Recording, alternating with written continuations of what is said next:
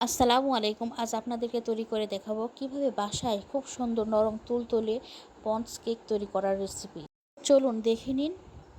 একটি পাত্রে বা বাটিতে 3টি ডিমের সাদা অংশ নেব। সাদা অংশে হাফ কাপ চিনি দিয়ে ব্লেন্ডার দিয়ে বিট করে নেব।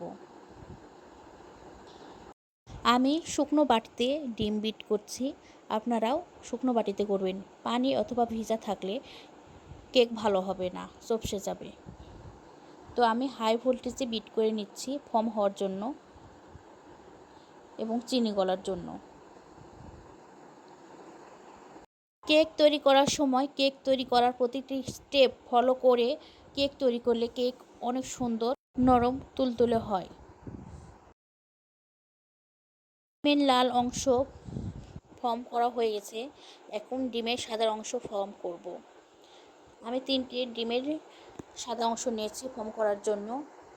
হাফ কাপ চিনি আমি ডিমের লাল অংশে দিয়েছি, দিয়ে ফর্ম করে নিয়েছি। এখন বাকি বা অর্ধেক চিনি দিয়ে সাদা ফর্ম তৈরি করব। আমার রেসিপি আপনাদের ভালো লাগলে আমার চ্যানেল ইউটিউব লাইক, সাবস্ক্রাইব এবং কমেন্ট করবেন। আর ফেসবুক পেজ স্মার্ট শ্যামলী কিচেনে ফলো করবেন। ধন্যবাদ সবাইকে। ডিমের 2 অংশেরই ফর্ম তৈরি করা হয়ে গেছে। এখন 2 অংশ ডিমের একসাথে মিশাবো, মিশিয়ে আবার ফর্ম তৈরি করব। পারফেক্ট কেক তৈরি করার জন্য আমার এই টিপস ফলো করে কেক তৈরি করবেন। আমার মতো আপনারও কেক সুন্দর স্পঞ্জ হবে।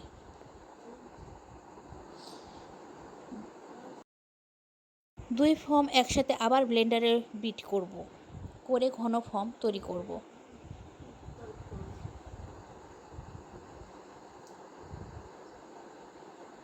প্রথমে ডিম ও চিনি দিয়ে ফর্ম তৈরি করেছি। এখন সয়াবিন তেল 1 কাপ দিব, দিয়ে আবার ফর্ম করব বা তেল মিশিয়ে নিব।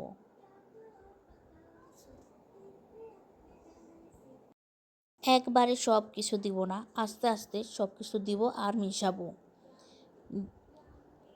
এখন আমি হাফ কাপ গরুর দুধ জাল করা ঘন দিব, দিয়ে আবার ফর্ম ঘন করে নেব।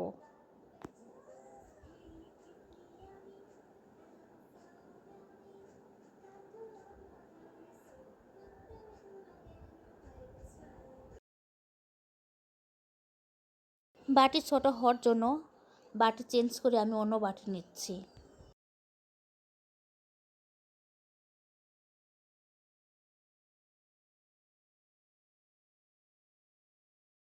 গরুর দুধ দেওয়ার পরে আমি আবার ভালো করে মিশিয়ে নিচ্ছি সবগুলো।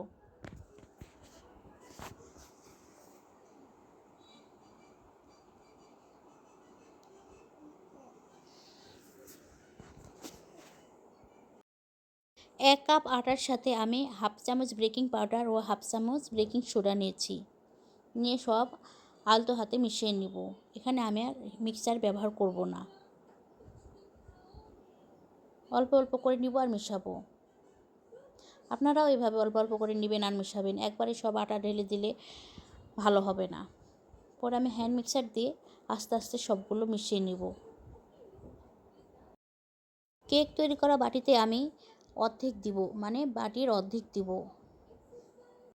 বাটিতে তেল মাখানো ও সাদা প্লেন কাগজ যে রেখেছি ওটা ভিডিও করতে পারিনি বলে দুঃখিত। এখন আমরা কেক তৈরি করব।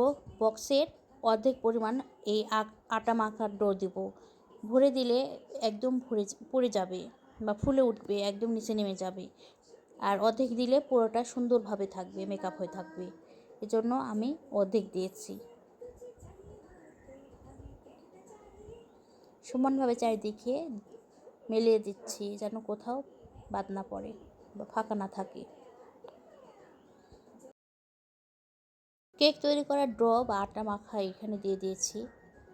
আমার বক্সের কাজ শেষ হয়ে গেছে। এখন আমি চুলাতে চলে যাব। চুলাতে আমি হাই হিটে কাগজ বিছিয়ে 4টার মতো কাগজ বিছিয়ে দিয়েছি, সাদা প্লেন সাদা কাগজ দিয়ে হাই হিটে গরম করে নিয়েছি পাতিল। পাতিল গরম অবস্থাতেই আমি এই বক্স দিব বা কেকের এই বক্স রাখবো, রেখে ঢাকনা দিয়ে সুন্দরভাবে ঢেকে দেবো, যেন কোনো গ্যাস ভিতর থেকে বাইরে বের না হয়। আর চুলার জাল রাখবো একদম নর্মালভাবে। রেখে আমি 40 মিনিটের মতো এই কেক এভাবে রান্না করব। করে 40 মিনিট পর দেখেন আমার কেক কত সুন্দর হয়েছে, একদম কাঁচা নেই, ভিতরে সুন্দর নরম তুলতুলে। কাঠি দিয়ে আপনাদেরকে চেক করে দেখালাম, তো সুন্দর হয়েছে কেকটা, আর কাগজে বেশি পুড়ে নাই, খুবই সুন্দর হয়েছে মাশাআল্লাহ। এখন আপনাদেরকে কেকটা বক্স থেকে বের করে দেখাবো। চারপাশ কেকের দেখেন কত সুন্দর, একটুও পুড়ে নাই, অনেক সুন্দর হয়েছে, নরম। আমার রেসিপি ফলো করে কেক তৈরি করলে আপনাদেরও কেক হবে আমার কেকের মতো সুন্দর, নরম, তুলতুলে, সফট। তো দেখেন কেকের নিচেও পড়ে নাই এবং সাইডগুলোও পড়ে নাই, শুধু উপরে একটু গোল্ডেন কালার হয়েছে, অনেক সুন্দর। বোঝার সুবিধার্থে আপনাদেরকে আবার কেটে দেখাচ্ছি।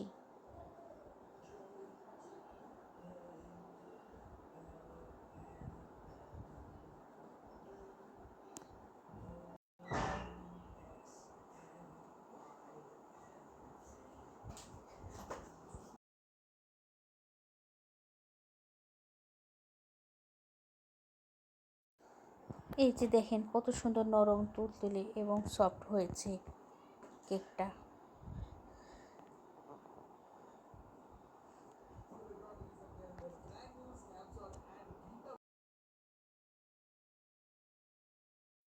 আলহামদুলিল্লাহ, আমার কেক অনেক সুন্দর পারফেক্ট হয়েছে, দেখতেই লোভনীয় হয়েছে।